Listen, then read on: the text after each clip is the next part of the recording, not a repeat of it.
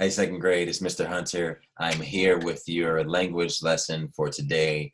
Today is March 25th. We are working out of pages 211 and 212. So again, you have 211, 212. What you need is your pencil. You need your worksheet. Make sure you write your name and the date on the top. Today we are talking about contractions. Everybody say contractions. Yes, there's another word we talked about earlier. It was called consonants, but this is different. Contractions, we're going to explain it, and they're really simple. You've used them, and I don't even know if you realized that you already used it. So take a look at your worksheet and let's dive in. All right. A contraction is a short way of saying two words. Okay. The apostrophe shows where the letters have been left out. So the example says, I am. Everybody say, I am. Now, you can say I am, but a shorter way to say that is I'm. Who knows that? Who's done that before? I think everybody can raise a hand that says, I'm going to the store. I'm going to the bathroom. I'm not really feeling well. We've all said it, but when we're writing a sentence, do we know what it's actually called when we do that? Well, it's called a contraction. Look at the other example. It says, I will equals I'll. So if you're writing something, you can still say, I will, but a shorter way of saying is I'll. If you're asking your mom, or your mom asks you to do something, you can say, I will do that. You should say, I will do that. You will always say, I will do that. But what you could say is, I'll do it. I'll do it. Actually, I don't know if you guys want to say I'll do it. That might come off as a little disrespectful, a little slang. So let me help you out right now. If your mom asks you to do something or your dad asks you to do something, just say, I will do it. I am going to do it, and do it right away. That's helping out the parents. It's helping you guys out as well. No trouble. Everybody's fine. All right, moving on to number one quickly. Number one, we're going to go through all of these, and I'm just going to help you out with reading the explanation and helping you there. We say, write the contraction for each set of words. So this is pretty much a little bit of practice with what we just started. So let's go through the first one. You plus will. What do we think that means? How do we think we're going to say that? If we have you plus will, what do you think we're going to put?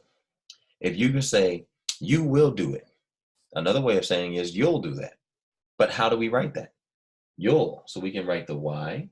We sound it out. O, U. Where does the apostrophe go? What you're going to do is you're going to take the apostrophe, put it right after the U, and then you're not even going to worry about these first two letters. You're going to actually take the last two, the L. You'll. You will equals you'll. You'll do that. I'm sorry if my accent is a little bit different, so you hear you'll, but you'll do that. You plus will equals you'll. Let's go to the second one. She will. So what do you think we do now? If you notice, you're going to have a hint.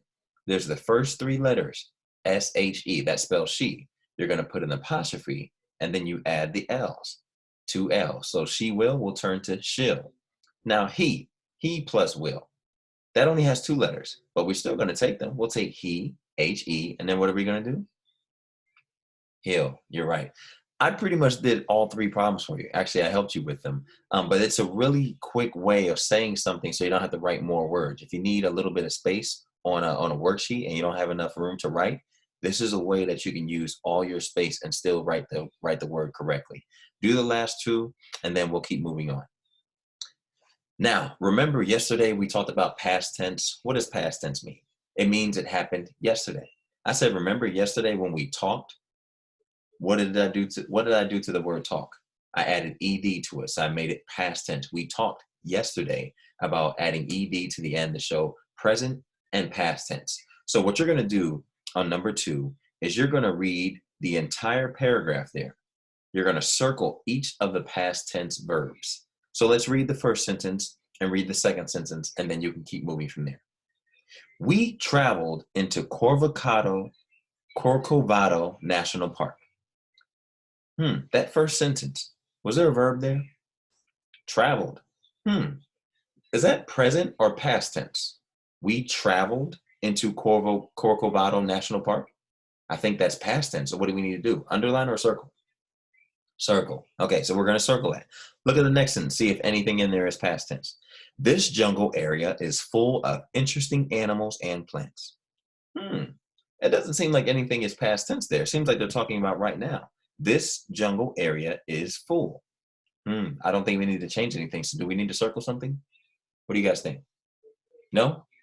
Absolutely right. So the first word we did circle travel, they added the ed. Second sentence, there's nothing past tense. You're going to do this for the entire section. Make sure you take your time, read carefully, and then once you do it, read it over. Do it again. The dictation for the bottom on page 211, I have those for you right now. As I mentioned before, I apologize for having the wrong dictation up or just confusing you with all that. So now just watch this video. The dictation is for today's work on page 211 and 212. Your first word that you're going to write in the blank is artist. Artist. Artist. The second word you're going to write is darker. Darker. Darker. Your third word, wash. Wash. Wash. Your fourth word, dishwasher. Dishwasher. Dishwasher. Now we're going to go to the bottom section. The bottom section, the first word is plumber. Plumber. Plumber. The second word, plumbing. Plumbing. Plumbing. Your third word, frown. Frown. Frown. I tried to help you out there with the facial expression. All right. And now the last word is frowning. Frowning. Frowning. That's my best impression of a frown. So we did page 211. If you have any questions, need to hear the words again, rewind the video, go back. All right. On page 212, let's read the top. When a root word, remember that's the root word, all right? You know what a root word is, right? You should. When a root word ends with one consonant and the vowel is short, double the consonant before adding a suffix beginning with a vowel. Seems like a lot of directions there. Well, a consonant is any letter that is not a vowel. You know how many letters are on the alphabet, right? There are 26 letters, and the vowels are A, E, I, O, U. So any other letter that is not A, E, I, O, U is what we call a consonant. They are the sounds that help to make up a word. A suffix is the beginning, or I'm sorry, the ending. I'm sorry, I'm looking at my book and skipping ahead. Suffix is the ending. Prefix is before. So pre, before, suffix is the ending. Now, what you're going to do is look at the word for the example there. You have hop. But how do you double the consonant? The consonant in the word is P. So you're going to double the P. So you put another P and add ED. Hopped. Do you understand? We've done this before, but I want to make sure you understand. So you add hop, and then you add ED, and you double the consonant, and it's P. Hopped. Hopped. The next word. When a root word ends with a silent E, that means the E does not make any sound when you say the word. The E is usually dropped before adding a suffix that begins with a vowel. So let's look at this right here. We have bake. We have bake. What did we do? We add ED, but it already had an E on there. So what are we going to do? We're just going to add the D. We're going to take away one of the E's. We're not going to have baked and put B-A-K-E-E-D. No, baked. That's not a word. That doesn't sound right. It may make you laugh, but it would be wrong on the test. So when you have bake, you're going to add ED because that E on the end of bake is silent. Can you think of any other word that ends with a silent E that we would change? Cake, flake, make. I think those are good words, right? You would do the same thing for all words like that, all right? So let's look at number one on the back. All you're doing for number one is you're adding ED to each verb to make it past tense. Past tense, remember, is what happened in the past, not today. So word clap, all you have to do is add ED to it. But wait, clap. We're going to add an ED. Do we need to add a double P there? Look at the directions at the top. If it ends with one consonant and the vowel is short, then you're going to add a double consonant. So clap, that's a short A. So you're going to add another P and then you add ED. So that's going to be clapped. Everybody understand? Clapped. I don't know. I'm just trying to get your attention. Make sure you're paying attention here. All right. Number two on right there, you have match the verbs to the past tense verbs. So you have the regular verb that's right now, wish. What is the past tense of wish? It's going to have, I'll give you a hint, it's going to have the same word, wish, just ED on the end. And that word is pronounced wished. Really simple, really easy. Just want to make sure you understand clearly the instructions there. And that's a nice, pretty cool animal there. Long tail. What kind of animal do you think that is?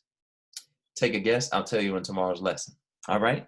Looking at number 3, writing the past tense verb to finish the sentence. We're getting a lot of practice with past tense. We just want to make sure that you're understanding and grasping the concept correctly. So write the past tense verb to finish the sentence. We picked cherries. Hmm. The example they have already done for you is we picked cherries. You're adding ed. Now this one is going to be a little bit tricky. I eat lunch. How do you make eat past tense? I'm not going to tell you. I'm going to let you figure it out, but I'll give you a hint. You don't add ed. You have to change the word. I eat lunch, or what if you eat lunch yesterday? What is it? I lunch. I almost said it, so I need to stop talking. And you do the rest of them right there. Those are your instructions for page 211, 212, talking a little bit about contractions here, verbs, past tense for second grade language.